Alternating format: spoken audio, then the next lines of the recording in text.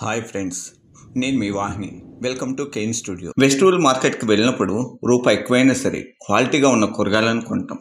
తక్కువ ధరకు వస్తున్నాయని కుళ్ళిపోయిన పాడైపోయిన కూరగాయలు కొంటామా చెప్పండి? షేర్ మార్కెట్లో 10,000 కావచ్చు, 1,00,000 కావచ్చు, ఆఖరికి రూపాయి అయినా సరే జాగ్రత్తగా ఇన్వెస్ట్ చేయడం నేర్చుకోవాలి.